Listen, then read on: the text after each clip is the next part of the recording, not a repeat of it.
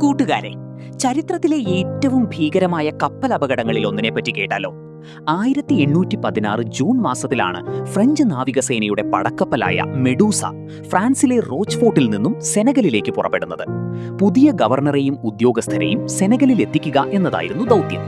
എന്നാൽ ഈ യാത്രയുടെ ചുമതലയുണ്ടായിരുന്ന ക്യാപ്റ്റൻ വിസ്കോണ്ട് ഡി ചൗമാറൈസ് ദീർഘകാലമായി കടലിൽ പോകാത്ത ഒരാളായിരുന്നു. ഇദ്ദേഹത്തിന്റെ അമിതമായ ആത്മവിശ്വാസവും നാവിക വിദ്യയിലുള്ള അറിവില്ലായ്മയും കാരണം ആഫ്രിക്കൻ തീരത്തുള്ള ആർഗ്വിൻ മണൽത്തിട്ടയിൽ കപ്പലിടിച്ചു കയറി. കപ്പൽ തകർന്നെങ്കിലും എല്ലാവരെയും രക്ഷിക്കാൻ ആവശ്യമായ ലൈഫ് ബോട്ടുകൾ അവിടെ ഉണ്ടായിരുന്നില്ല. തുടർന്ന് ഉന്നത ഉദ്യോഗസ്ഥർ ബോട്ടുകളിൽ കയറി രക്ഷപ്പെട്ടു.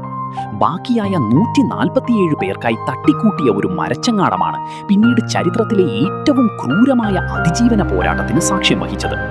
തുടക്കത്തിൽ ലൈഫ് ബോട്ടുകൾ ഈ ചങ്ങാടത്തെ വടമുപയോഗിച്ച് വലിച്ചിരുന്നെങ്കിലും യാത്ര ദുഷ്കരമായതോടെ ഉദ്യോഗസ്ഥർ ആ ബന്ധം മനഃപൂർവ്വം മുറിച്ചുമാറ്റി. നടുക്കടലിൽ ദിശയറിയാതെ അലഞ്ഞ ആ 147 മനുഷ്യർക്ക് മുന്നിൽ പട്ടിണിയും ദാഹവും മരണവും ഒരേപോലെ നിഴൽ വിരിച്ചു. 13 ദിവസത്തെ ആ യാത്രക്കിടയിൽ മനുഷ്യൻ ചിന്തിക്കാൻ പോലുമാവാത്തത്ര ക്രൂരമായ സാഹചര്യങ്ങളിലൂടെ കടന്നുപോയി. ഭക്ഷണത്തിനായി സഹയാത്രികരുടെ ശവശരീരങ്ങൾ വരെ ഭക്ഷിക്കേണ്ടി വന്ന കാനിബലിസം ആ നരകയാത്രയുടെ ഒടുവിൽ വെറും 15 പേർ മാത്രമാണ് ജീവനോടെ അവശേഷിച്ചത്. ഈ സംഭവം പിൽക്കാലത്ത് ഫ്രഞ്ച് ഗവൺമെന്റിനെ പോലും പിടിച്ചു കുലുക്കിയ വലിയൊരു വിവാദമായി മാറി.